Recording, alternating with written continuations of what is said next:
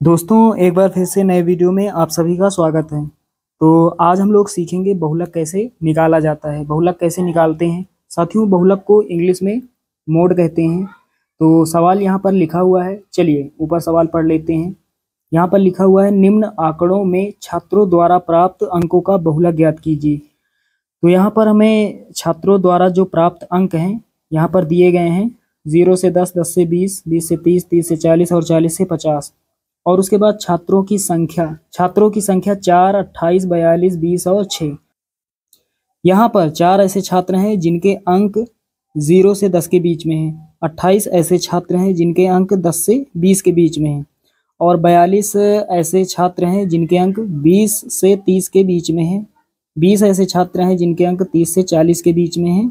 और 6 ऐसे छात्र हैं जिनके अंक 40 से 50 के बीच में हैं। चलिए अब सवाल को हल करते हैं। यहाँ पर हमें छात्रों द्वारा प्राप्त अंकों का बहुलक ज्ञात करना है। तो यहाँ पर सबसे पहले लिखेंगे हल।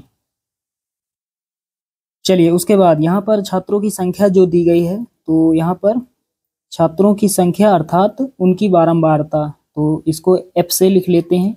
अब यहाँ पर हमें देखना है सबसे बड़ी बारंबारता कौन सी है, मतलब सबसे बड़ी संख्या कौन सी है। तो यहाँ पर 4, 28, 42, 20 और 6 में सबसे बड़ी संख्या कौन सी है?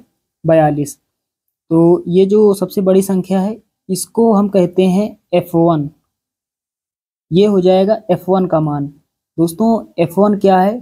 बहुलक वर्ग की बारंबारता। उसके बाद 42 के ऊपर एक संख्या है और एक नीचे, तो ऊपर जो संख्या होती है इसको हम कहते हैं F0। F0 का मान 28 हो जाएगा। और नीचे जो संख्या है, 42 के नीचे जो संख्या है, इसको हम कहते हैं F2। F2 का मान कितना हो जाएगा? 20 हो जाएगा। तो साथियों, यहाँ पर F1, F0 और F2 का मतलब क्या होता है? F1 क्या है? बहुलक वर्ग की बारंबारता। और F0 क्या है? बहुलक वर्ग की पीछे की बारंबारता। F1 के ये पीछे है, तो ये बहुलक वर्ग की पीछे की बारंबारता है, या फिर बहुलक वर्ग की ऊपर की बारंबारता। और F2 को क्या कहते हैं? F2 को कहते हैं बहुलक वर्ग की आगे की बारंबारता, या फिर बहुलक वर्ग की नीचे की बारंबारता। F1। चलिए अब हमें क्या करना है? अब यहाँ पर हमें देखना है F1 के सामने कौन सा वर्ग अंतराल है। तो F1 यहाँ पर ये है। F1 के सामने इधर हमें देखना है वर्ग अंतराल में। यहाँ पर वर्ग अंतराल है 20 से 30। इसमें छोटी संख्या है 20 और बड़ी संख्या है 30। छोटी संख्या को निम्न सीमा कहते हैं और बड़ी संख्या को उच्च सीमा कहते हैं। ये एक लिमिट है, ये एक सीमा है। तो यहाँ पर छोटी संख्या का मान कितना है? 20 है। छोटी संख्या यहाँ पर 20 है, तो L का मान कितना हो जाएगा? L का मान 20 हो जाएगा। तो यहाँ पर L बराबर कितना? 20 हो जाएगा। L का मान कितना? 20। और L को क्या कहते हैं? बहुलक वर्ग की निम्न सीमा। तो निम्न सीमा का मान कितना है? 20 हो जाएगा। उसके बाद दोस्तों हमें H का मान निकालना पड़ेगा। तो H का मान कहाँ से मिलेगा? उच्च सीमा में निम्न सीमा को घटा देंगे। किसी भी वर्ग अंतराल में उच्च सीमा में निम्न सीमा को घटा देंगे। 50 में हम 40 घटा सकते हैं, कितना मिलेगा? 10। 40 में 30 घटाएंगे तो 10 मिलेगा। 30 में 20 घटाएंगे 10 मिलेगा। कुल मिलाकर H का मान कितना होगा? 10 होगा। तो यहाँ पर लिखेंगे H बराबर कितना हो जाएगा? एक वर्ग अंतराल लिख लेते हैं 20 से 30। 20 से 30, तो अंतर कितने का है? 30 में घटाएंगे 20, कितना मिलेगा? 10। तो H का मान कितना हो जाएगा? 10 हो जाएगा। उसके बाद यहाँ पर सभी मान लिख लेते हैं। तो यहाँ पर F0 का मान कितना? 28। उसके बाद F1 का मान कितना? 42। और उसके बाद F2 का मान कितना? 20। साथियों, यहाँ तक आप सभी लोग अच्छे से समझ गए। अब हमें कुछ नहीं करना है, यहाँ पर फार्मूला बहुलक का रख देते हैं। तो सूत्र क्या होता है बहुलक का? तो यहाँ पर लिखेंगे बहुलक बराबर क्या होता है?